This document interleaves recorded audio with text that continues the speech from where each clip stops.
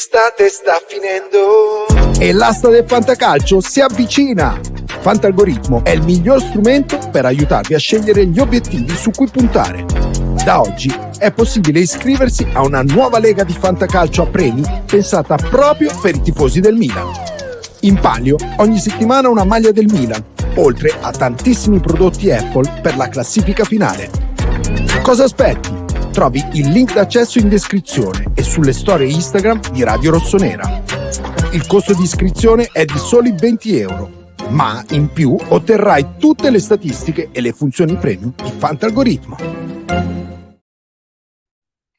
Ben ritrovati qui sul canale YouTube di Radio Rossonera, giovedì 12 settembre 2024, il mio terzo editoriale. Parto subito con ringraziarvi per tutti i commenti che mi avete lasciato nel precedente editoriale e vi invito a scrivermi qualcosa anche qui riguardo quello di cui parleremo, insomma, quello che volete. Tra l'altro leggete qui al mio fianco, ci sarà anche uno spazio proprio per i vostri commenti. Alcuni li ho scelti proprio per trattare alcune tematiche che vogliamo analizzare, quindi poi li vedremo insieme. Vi invito come sempre a lasciarci un like se vi è piaciuto questo video, iscrivervi al nostro canale e insomma supportarci come potete, come volete, se vi fa piacere ovviamente. Parto subito con il primo tema di oggi. Lo vedete in giallo, centrocampo Milan, rischi non calcolati. Perché ho scritto rischi non calcolati? Perché a mio parere il reparto del centrocampo dall'anno scorso ti ha lanciato segnali molto evidenti e molto palesi di tante cose, di quello che mancava, di quello che non è andato, insomma, così come avevo detto nel precedente editoriale che la questione Jovic prima punta era stata abbastanza evidente, senza troppe difficoltà di comprensione, posso dire lo stesso per il centrocampo, ovvero l'anno scorso abbiamo visto quali caratteristiche mancavano, abbiamo visto quali giocatori mancavano e ho scritto rischi non calcolati perché siamo arrivati ad oggi, dopo tutta la sessione di mercato, dopo le decisioni prese, anche per un pizzico di sfortuna riguardo l'infortunio di Ismail Benasser, ci ritroviamo in 4. In 4, ovvero Reinders, Fofana, Loftus-Cheek e Musa. Ovviamente non considero coloro che magari verranno inseriti, ovvero Voss e Zeroli. Siamo in 4, siamo pochi, perché le partite sono tante saranno partite tra l'altro molto importanti, per voglio dire, siamo il Milan, quindi è normale che giochiamo partite importanti, inizierà la Champions e quindi insomma le gare saranno anche molto più fitte e in questo centrocampo, oltre ad essere pochi, ci sono anche dei dubbi, perché mettiamo che Fofana e Reinders siano una sicurezza, anche se ovviamente su Reinders so che dovremmo aprire un super capitolo gigantesco, perché con l'Olanda ha segnato 2 gol, ha giocato bene, in tanti di voi vorreste vederlo più offensivo, non in quel ruolo, anch'io, quindi mi ci metto insieme a voi. Lo penso dall'anno scorso che Tijani Reinders non sia nel suo, in un centrocampo a 2, però mettiamo che Fofana e Reinders siano le 2 sicurezze. Gli altri 2, Loftus-Cheek ti ha mostrato, ti ha fatto vedere che nei 2 fa molta fatica ad oggi, poi magari imparerà, punto interrogativo, però il Milan non può sempre vivere di punti interrogativi. Stessa cosa per Yunus Musa, è un giocatore che nonostante sia trascorsa una stagione, nonostante il cartellino di 20 milioni, ad oggi è ancora considerato un punto interrogativo. Ha bisogno ancora di crescere, ha bisogno ancora di fare esperienze, è troppo acerbo, l'anno scorso ha ricoperto troppi ruoli, quindi un po' in confusione, però insomma è un punto interrogativo non perché lo dico io, ma vi dico che è un punto interrogativo in base a quello che vedo, in base a come vedo che gli allenatori lo utilizzano a Yunus Musa. Però, volente o nolente, è arrivato il momento che questo ragazzo deve giocare perché siamo pochi. Ribadisco, siamo molto molto pochi. Ovviamente, come dicevo, l'infortunio di Benasser non ha aiutato. Ho letto tanti commenti anche molto negativi riguardo Benasser. Per carità, ragazzi, è ovvio che quell'infortunio del 2023 ha cambiato un po' la carriera di Isma, è stato anche molto sfortunato, è un infortunio molto raro e grave, perché quando si parla di cartilagine, so che per noi sempre il crociato è l'infortunio più temuto, no? Perché si sta fuori tanti mesi, è una rottura, però la cartilagine è qualcosa di davvero, davvero preoccupante per un giocatore. Ce l'aveva detto anche il dottor Marano quando l'avevamo chiamato per intervenire in trasmissione proprio riguardo l'infortunio di Ismael Benasser, ci aveva detto che è un infortunio raro, complesso, che può portare anche a delle altre problematiche. Io non voglio dire che questa problematica sia legata per forza con l'infortunio, però è ovvio che Isma dopo quel problema è stato ed è un giocatore sicuramente più delicato.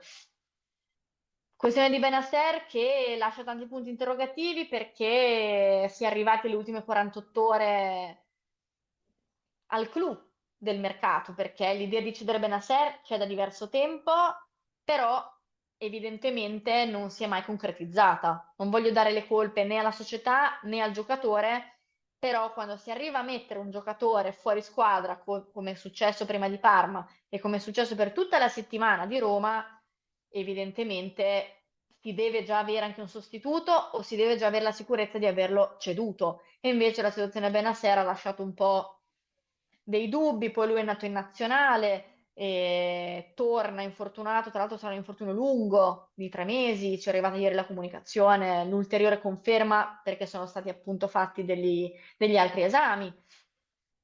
Siamo pochi, ripeto, siamo pochi, bisogna sperare che Yunus Musa ingrani molto bene, possa fare il terzo davvero, sull'off-switch punto interrogativo, e quindi bisogna davvero sperare che il centrocampo funzioni almeno fino a gennaio, quando magari verranno presi dei provvedimenti.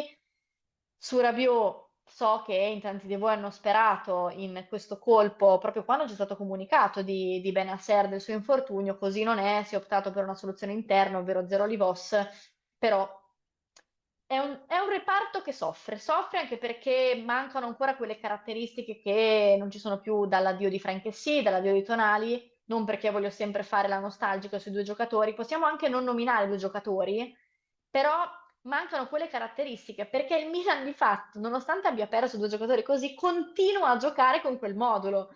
Quindi credo che la mancanza si senta ancora di più perché se avessi cambiato un modo di giocare, comunque hai acquistato degli altri giocatori, tra l'altro mezzali, però continui a giocare a due, quindi è ovvio che quelle caratteristiche si fanno sentire ancora di più, che mancano. Ma passo al secondo argomento, in cui sono coinvolti appunto i vostri commenti, che mi hanno un po' fatto toccare delle tematiche che mi interessava analizzare insieme a voi. Il primo commento, mi perdonerà chi l'ha scritto, non c'è il nome perché era molto lungo, io ho estropolato solamente una parte e quindi è venuto cancellato appunto il nome di questo nostro ascoltatore, che ringrazio per il commento che ci ha lasciato, come ringrazio appunto gli altri. Ve lo vado subito a mettere in onda. Eccoci qua. Tratta un tema un po' delicato, ovvero il tema del mettere sempre i puntini sulle i sugli errori di giocatori. L'abbiamo visto l'anno scorso con Maignan, che magari non ha, diciamo, passato la sua migliore stagione, ma ragazzi, difendeva la porta in una squadra che ha incassato un numero di gol enorme. Ovviamente è stato Teo a ottobre dell'anno scorso, poi è arrivato il periodo in cui ha giocato centrale, si è assolutamente ripreso, ha toccato Leao, ha toccato anche a turno tutti i giocatori che comunque sono stati sempre messi nel mirino perché ovviamente sono colpevoli anche loro. Ripeto, io non voglio sempre fare quella che li difende, però mi è sembrato di vedere sempre la stessa situazione, chiamiamola così. L'ascoltatore scrive: come evitare che la piazza si affezioni agli idoli e ne chieda il rinnovo? Semplice, bisogna graffiare la loro immagine, sottolineare ogni loro comportamento sbagliato, ogni graffio sedimenta nella memoria del tifoso, così che quando arriverà l'offerta di un altro club per l'acquisizione del cartellino si fomenterà la piazza contro il giocatore. Ma Maignan si infortuna spesso, Matteo è indisciplinato, ma Leao pensa più alla musica che al calcio. Sai quanti ce ne sono meglio di loro a prezzi più bassi? Spaccando la piazza, perché in ogni piazza esistono gli ottimisti e i pessimisti, crea un rumoroso movimento di opinione favorevole alla cessione. E voilà, il gioco è fatto, risparmio l'aumento, incasso la plusvalenza e la piazza sarà contenta lo stesso perché gli prometto che al posto di questo giocatore prenderemo uno più bravo.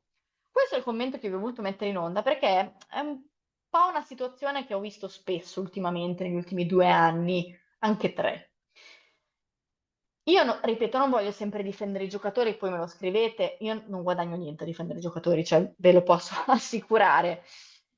Però non credo sia utile. Non credo sia utile puntare il dito costantemente contro i tuoi giocatori, perché ragazzi, io ve lo dico, non sono sempre i giornalisti i cattivi della situazione che decidono di fare un articolo su Rafael Leao e quanto non pensi al calcio. Non sono sempre i giornalisti cattivi che decidono di fare un titolo così su Teo Hernandez un giorno sì e l'altro no.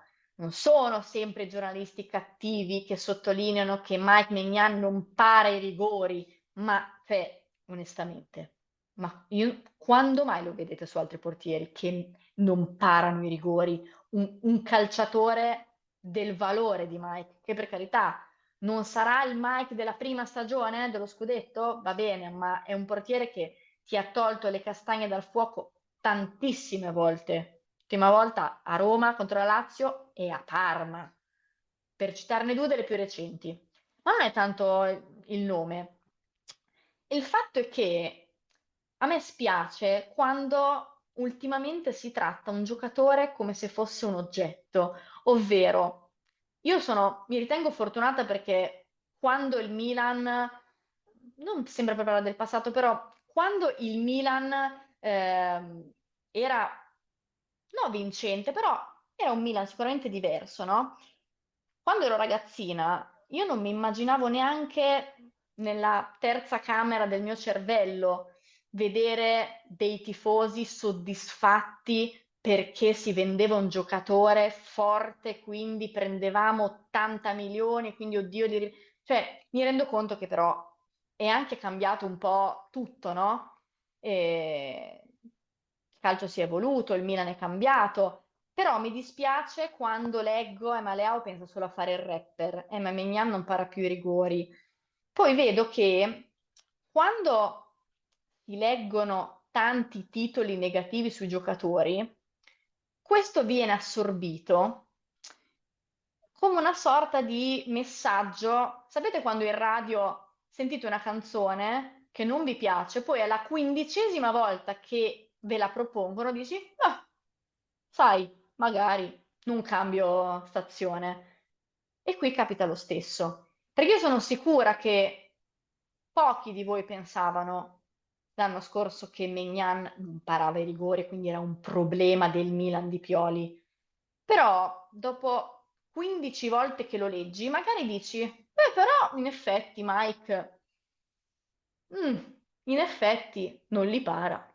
Beh, può essere un problema. Oppure sui giocatori che non sono abbastanza decisivi. Non voglio dire che non sia vero, ma non serve, non serve, non serve continuare a puntare il dito da dentro sui giocatori, non serve perché i giocatori sono la parte più importante di una squadra di calcio, perché sono loro che scendono in campo la domenica e ci fanno esultare, ci fanno gioire, ci fanno arrabbiare, che ci fanno anche arrabbiare, è inutile, il calcio è così. Ma mi dispiace quando poi vedo, ragazzi, io ho letto ultimamente, speriamo di vendere Teo Hernandez. Ma perché? Cioè, io capirei se fossi un tifoso del Real Madrid, dici, vabbè, ne hai 9 di Teo Hernandez. Questo qui non rende, è un po' in un periodo difficile se arriva l'offerta. Ma come si fa in questo momento storico a sperare che la società venda Teo Hernandez? In questo modo, torno al commento dell'ascoltatore, 4 mesi fa, se si paventava la cessione di Teo, dramma. Adesso, beh, però, non sto parlando di tutti, perché io odio fare di tutta l'erba un fascio nella vita, quindi non la farò proprio qui. Però, come la canzone non mi piace, cambio la 15ª volta, dai, lascio, magari mi accompagna in macchina mentre torno a casa. Riflettete, riflettete su questo. Passo al secondo commento. Leggo di Maurizio. Le critiche al Milan ci stanno, ma l'accanimento no. Ci rendiamo conto che si è cominciato a criticare il mercato ad aprile e l'allenatore di un mese prima che sbarcasse a Milano? Da altre parti si chiudono a riccio quando va male, da noi si parla male preventivamente, così non va bene, saluti Maurizio, cuoricino rosso, cuoricino nero. È la stessa cosa qui, ragazzi, cioè il fuori si abbevera del dentro, si abbevera del dentro.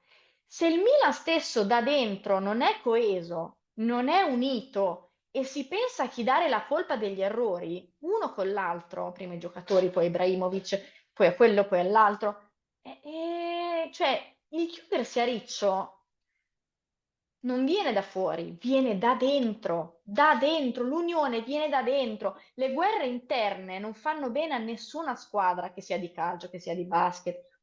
Qualsiasi squadra non va se non c'è coesione da dentro. E ripeto, non è la stampa si abbevera del dentro, non parte da fuori l'unione parte dall'interno. Passo al terzo commento che mi sono salvata di Cosimo, a parte che grazie per il bravissima Bea, ma non l'ho messo per questo, e scrive, io sono totalmente sfiduciato, no scusate, se la posso fare, sono talmente sfiduciato da pensare che nel derby pianteremo un altro macigno nella nostra storia, dopo la semifinale lo scudetto in faccia, con questo sistema difensivo supereranno il nostro 6-0, se va bene i prossimi punti li faremo con Lecce. Uso questo commento per andare al terzo punto di oggi, ovvero clima da ultima spiaggia già a settembre. Allora, io vedo e sento, avverto che c'è un clima molto difficile, molto pesante, molto negativo, molto pessimista. Poi, l'ho detto già in trasmissione ieri, ognuno è libero di viverla come vuole. Io detesto i giudizi, soprattutto sulle emozioni, perché il calcio è emozione ed è cuore. Se una persona in questo momento non ce la fa vedere il positivo, non è meno milanista di uno che vede il positivo. Se una persona vede il positivo, in questo momento difficile, non è meno milanista di uno che non lo vede. Però, ragazzi, lasciateci liberi di vivere l'emozione del calcio come vogliamo. Inutile giudicare come uno vive. Ripeto, ci sono tifosi come l'ultimo che vi ho messo in onda che vive nel dramma più totale l'idea di affrontare l'Inter e c'è invece un tifoso magari che dice no, no, ma io il derby sono sicuro che lo vinco. Va bene, cioè vanno bene entrambi, ognuno è libero di vivere come vuole, ma giudicarci a vicenda non serve, non è utile. Perché scrivo clima da ultima spiaggia? Perché ragazzi è così.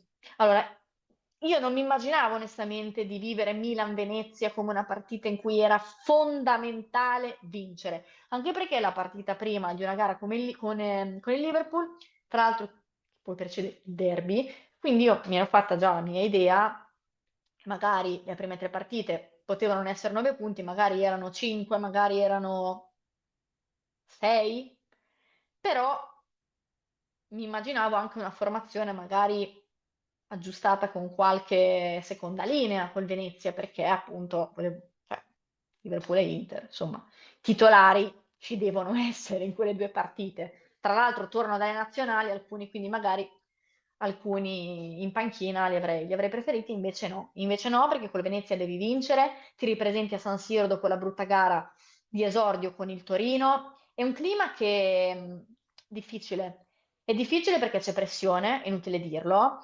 e era giusto arrivare a questa tranche di gare con un altro clima, un altro mood, però ragazzi il mood lo fanno i punti sono solo due, quindi eh, non è che bisogna cercare l'ottimismo con 2 punti, l'ottimismo lo dà il fatto in questo momento non c'è, quindi l'ottimismo è difficile che ci sia, tra l'altro con il derby veniamo dal dramma perché sappiamo i derby persi, il simbolo di alcuni derby, la semifinale, la seconda stella.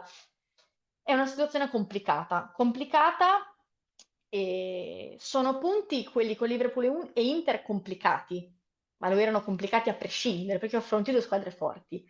Però in questo momento si parla tra l'altro già di possibile esonero se Fonseca dovesse perdere il derby. Quindi è un clima complicato, è un clima che questa squadra deve affrontare, che Fonseca deve affrontare, che la società deve affrontare. Non bisogna farsi mangiare dalla pressione, che inevitabilmente in questo momento c'è, perché c'è. Tra l'altro, le gare ve le vado a leggere oltre a Venezia, Liverpool e Inter, poi c'è il Lecce, poi c'è il Leverkusen, prima della Fiorentina, dopo la Fiorentina c'è un'altra sosta e anche il Leverkusen è una partita importante. Voglio dire, io mi auguro che venga affrontato questo periodo in maniera diversa, focalizzati, con umiltà, col lavoro. Bisogna sconfiggere i propri limiti e sconfiggere la pressione, che inevitabilmente ci sarà, perché c'è già sabato. Già sabato perché col Venezia si è obbligato a vincere, si è obbligato a vincere. Nelle altre due mi viene da dirvi, forse con il Liverpool non si è obbligato a vincere, ma in realtà saresti obbligato a vincere anche con l'Inter. Vi lascio con questo, aspetto sempre i vostri commenti, mi auguro che questo editoriale vi sia piaciuto, aspetto come sempre critiche, riflessioni, tutto quello che volete. Vi auguro buona giornata e ci vediamo presto.